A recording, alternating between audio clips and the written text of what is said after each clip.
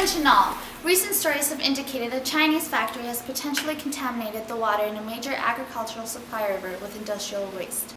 Negative consequences from this contamination will not only have an impact on China, but also the countries who import Chinese agricultural products.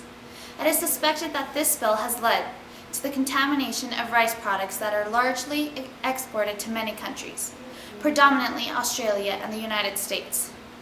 These two countries are largely responsible for supplying and distributing these food products to Canada and New Zealand.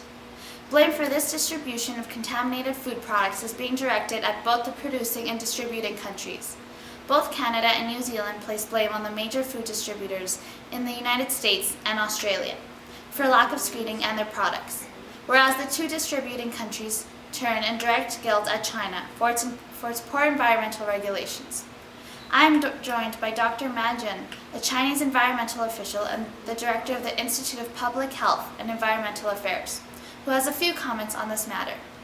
Dr. Jun, I understand you have some evidence and knowledge regarding the pollution of this river. Thank you.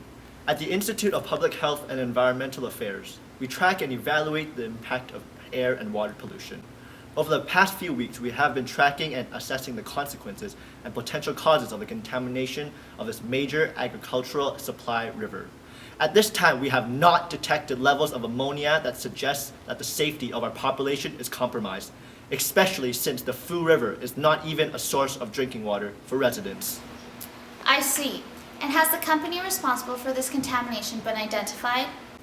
Yes, we have in fact discovered the company responsible just earlier this week. Hubei Shuanghuan Science and Technology Co. This company owns the plant that is involved in the production of sodium carbonate for uses in glass fabrication and ammonium nitrate for uses in fertilizer fabrication. Again, I remind you that the company has many protocols consistent with the national standards for remediating any foreseeable damage.